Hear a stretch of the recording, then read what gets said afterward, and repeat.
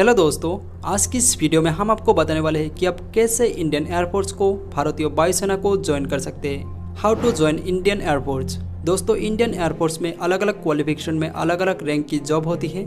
अगर आपकी minimum qualification 10 पास है तो आप इंडियन एयरफोर्स को ज्वाइन कर सकते हैं। इस वीडियो में हम आपको 10th 12th और ग्रेजुएशन के बाद कैसे इंडियन एयरफोर्स को ज्वाइन कर सकते हैं as a officer and non officer full information देने वाला हूँ, तो वीडियो को इन तक जरूर देखिए। दोस्तों, सबसे पहले बात करते हैं आप 10th के बाद इंडियन एयरफोर्स को कैसे ज्वाइन कर सकते हैं। 10th के बाद आप ग्रुप सी के माध्यम से इंडियन एयरफोर्स को ज्वाइन कर सकते हैं, जिसमें आपको कुक, पेंटर, एलडीसी, एमटीएस और भी कोई सारे पोस्ट देखने को मिलेगा। और इसके लिए आपकी क्वालिफिकेशन सिंपल 10 पास होनी चाहिए और एज लिमिट 18 से लेकर 25 ईयर के अंदर होनी चाहिए और हाइट 165 सेंटीमीटर होनी चाहिए और चेस्ट 80 to 85 सेंटीमीटर होनी चाहिए और वेट मिनिमम वेट 50 kg होनी चाहिए। अब बात करते हैं एयरफोर्स ग्रुप सी की सिलेक्शन प्रोसेस के बारे में। इसकी सिलेक्शन प्रोसेस में आपको 3 स्टेप देखने को मिलेगा: रिटन टेस्ट, फिजिकल टेस्ट और मेडिकल टेस्ट।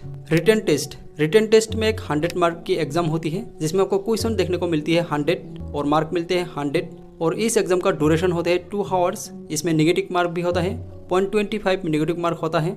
जो कैंडिडेट रिटन एग्जाम क्वालिफाइड करते हैं उसका होता है फिजिकल टेस्ट। फिजिकल टेस्ट में 1600 मीटर की रनिंग होती है, जिसमें आपको 6 मिनट 30 सेकंड का अंदर कंप्लीट करनी होती है और फिजिकल में 10 पुशअप, 10 सीटअप और 20 स्क्वाट मतलब उठक बैठक लगाना होता है।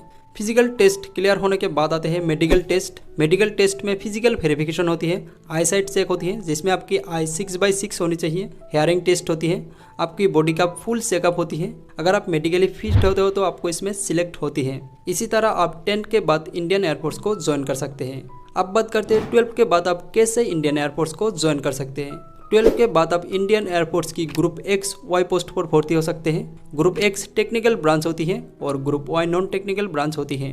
ग्रुप एक्स के लिए आपकी education qualification 12 pass science stream से होनी चाहिए, साथ में फिजिक्स मैथ सब्जेक्ट के साथ 50% मार्क्स होनी चाहिए और इंग्लिश में एक्स्ट्रा 50% मार्क्स होनी चाहिए। और ग्रुप वाई यानी नॉन टेक्निकल ब्रांच के लिए 12 पास होनी चाहिए, साथ में 50% मार्क्स होनी चाहिए और किसी भी स्ट्रीम से हो सकते हो, आर्ट्स, कॉमर्स, साइंस।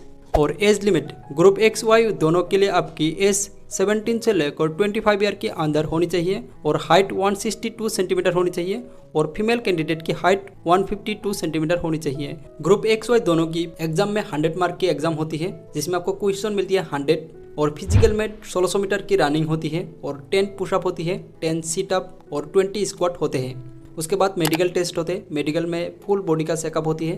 उसके बाद एसएसबी इंटरव्यू होती है और ग्रुप डिस्कशन वगैरह होते हैं। उसके बाद मेरिट लिस्ट के आधार पर इसमें सिलेक्ट होती है, तो आप एक्स वाई ग्रुप के थ्रू इंडियन एयरफोर्स को ज्वाइन कर सकते हैं।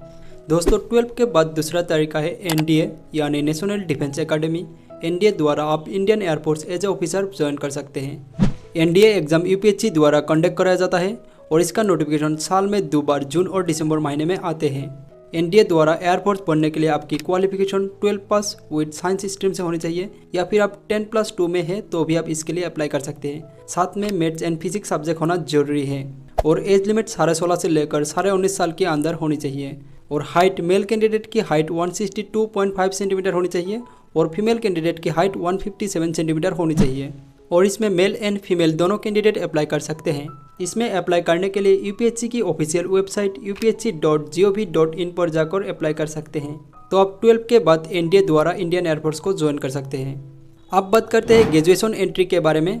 दोस्तों, ग्रेजुएशन के बाद एफकेट एंट्री के थ्रू आप इंडियन एयरफोर्स की flying branch and ground duty join कर सकते हैं।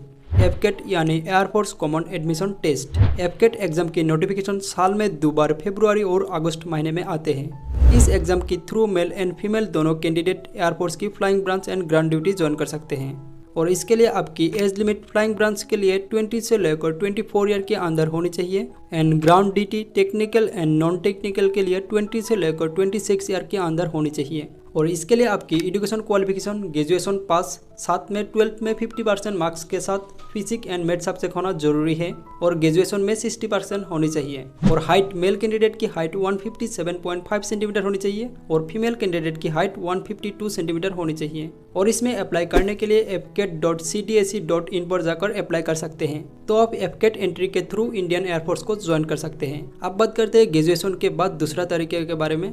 ग्रेजुएशन के बाद दूसरा एंट्री है सीडीएस एंट्री। सीडीएस यानी combined defence service examination. CDS exam UPSC द्वारा साल में 2 बार कंडक्ट करा जाता है और इसका नोटिफिकेशन जुलाई और नवंबर महीने में आते हैं। CDS द्वारा एयरफोर्स बनने के लिए आपकी एज 20 से लेकर 24 ईयर के अंदर होनी चाहिए और education qualification graduation pass science stream से होनी चाहिए या फिर आप इंजीनियरिंग पास है तो भी आप इसके लिए अप्लाई कर सकते हैं। CDS द्वारा आप इंडियन एयरफोर्स की फ्लाइंग ब्रांच को ज्वाइन कर सकते हैं। तो दोस्तों ये थी इंडियन एयरफोर्स बनने की पूरी सिलेक्शन प्रोसेस। आई होप ये वीडियो आपको अच्छी लगी। अगर वीडियो अच्छी लगी तो लाइक करें, कमेंट करें और सब्सक्राइब करना ना भूलें। जय हिंद।